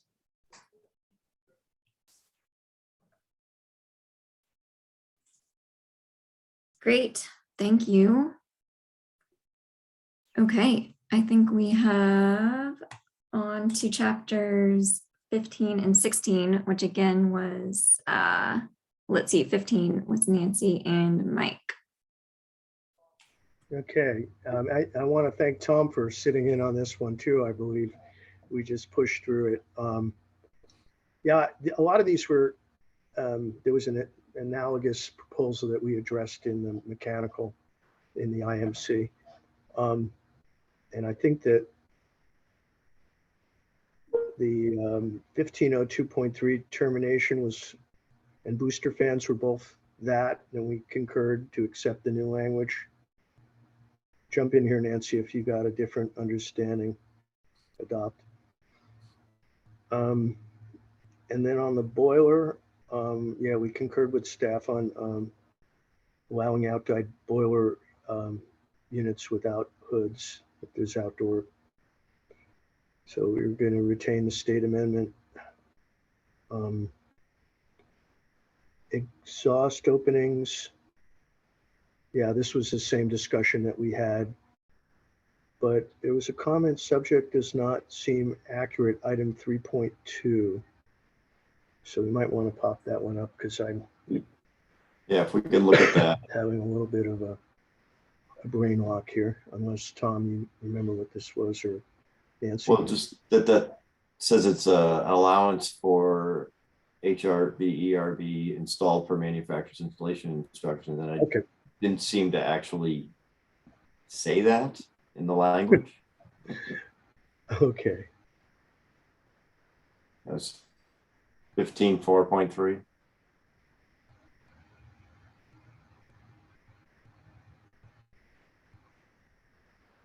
So, Yeah, these were the combination exhaust terminations that were manufactured to work with the ERV units. Mhm. right. I mean, it's kind of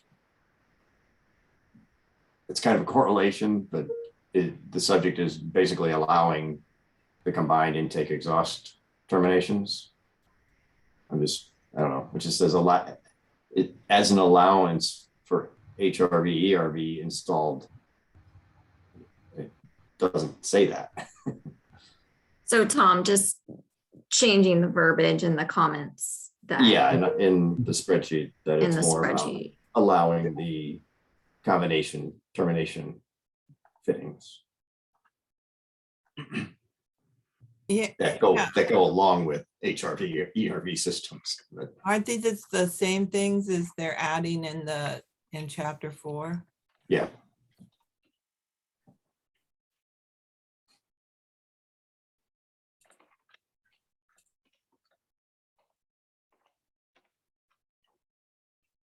yeah, perfect.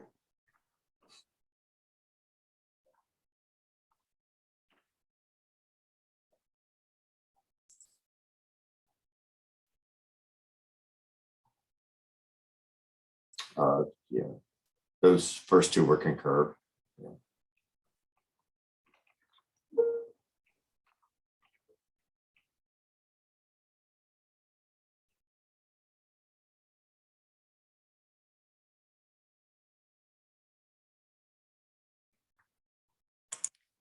Mike, you're muted if you're talking.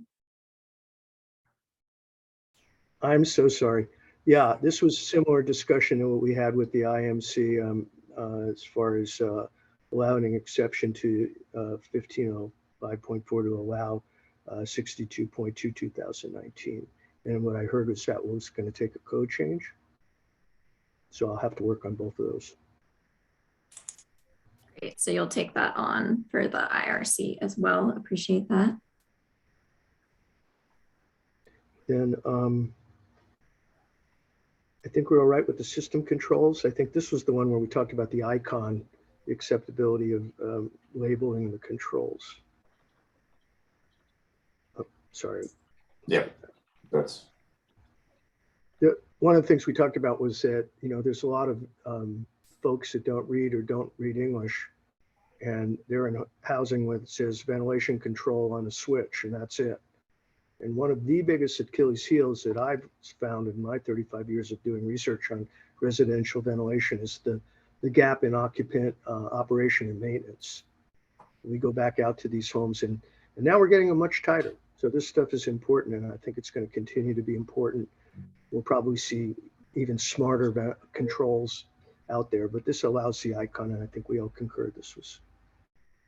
But Mike, these sections are overwritten by the state amendments.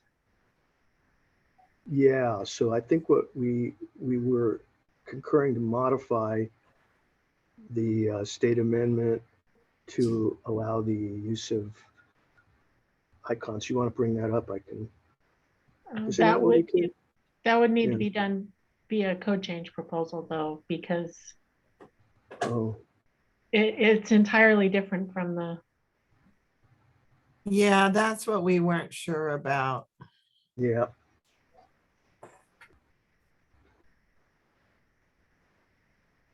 Can you bring up 1505.4.2 for a second, if you don't mind? In the unamended IRC or the state amendments? In the state amendments. Is that where you say it's not currently, or?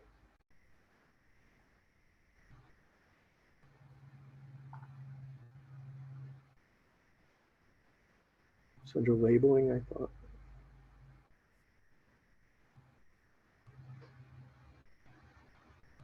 Controls, maybe.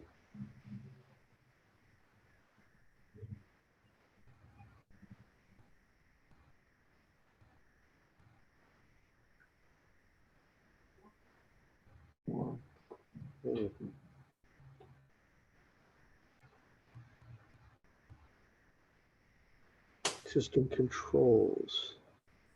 it's 1504.2. Yeah. Yeah, that's where it is. Control shall include permanent text or a symbol, including their function. And permanent labeling, leave on unless outdoor. Yeah. So I think retaining that would be good. We did address it. Thanks, Krista.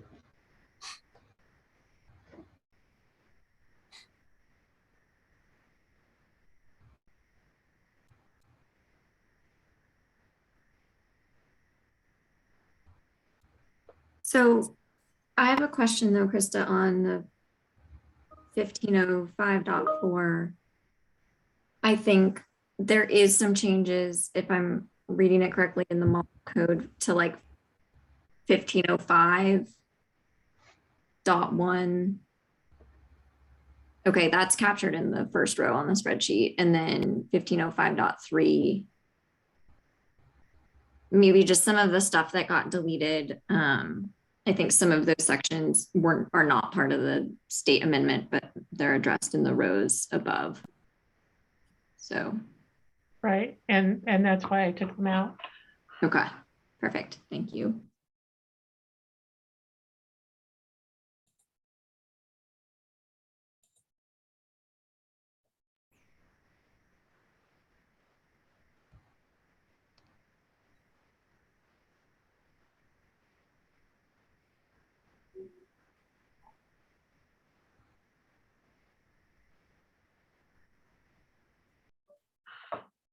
So Mike, will you be working on the code change proposals for all of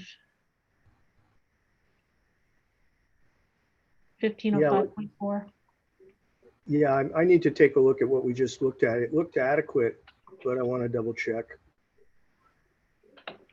It included what went beyond the IRC about a poor air quality, and it also allowed for icons under the controls and the mechanical ventilation rate. Absolutely.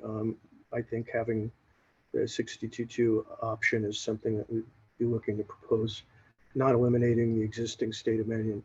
And I'm not sure, Chris, I'll offline and whether that's appropriate use of codes. I know building officials in the past have said, wait a minute, if this is a minimum, you can do anything beyond that. But I'll address that as I get into the code change proposal. Okay. Thank you.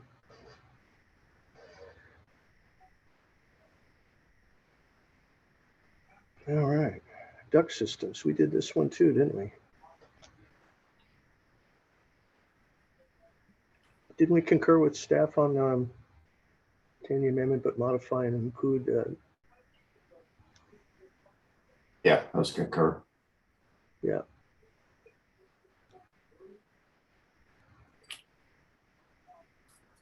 Okay. Looks like that one somehow, yeah, just has an extra row in there.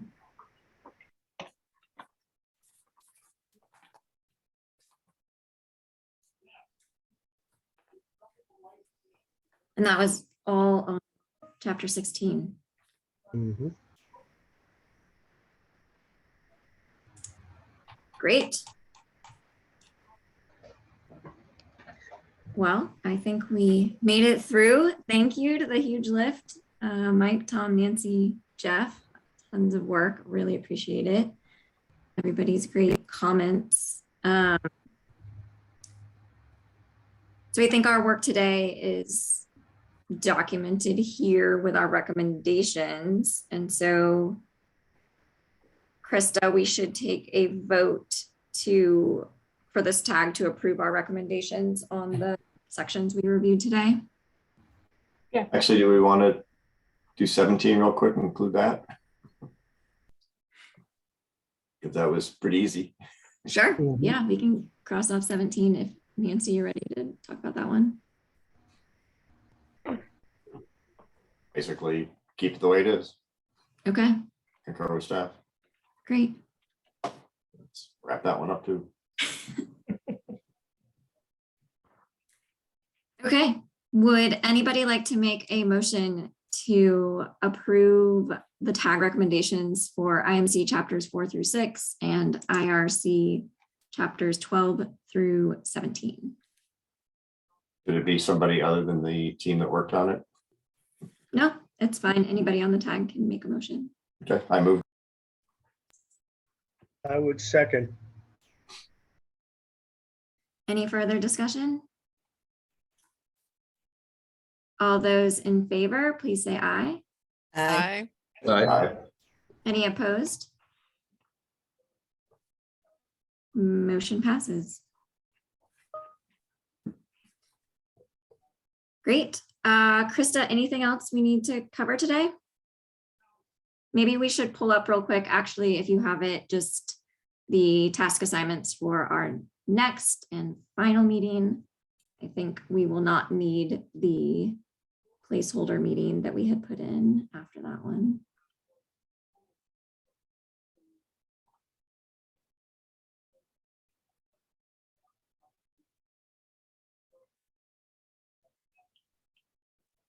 Thank you. Okay, so our next meeting is next Thursday, January 13th, same time, same location. And we'll be covering IRC chapters 18 through 24. So we've got Brandon. I think Andrea already sent in her thoughts on 19. We've got Chris and Brandon on 20, Chris on 21. Staff will take 22 unless someone wants to grab that one right now. And then Mike and Brandon on 23. And Valerie will then lead us through 24 as well as the fuel gas code. So any takers on chapter 22?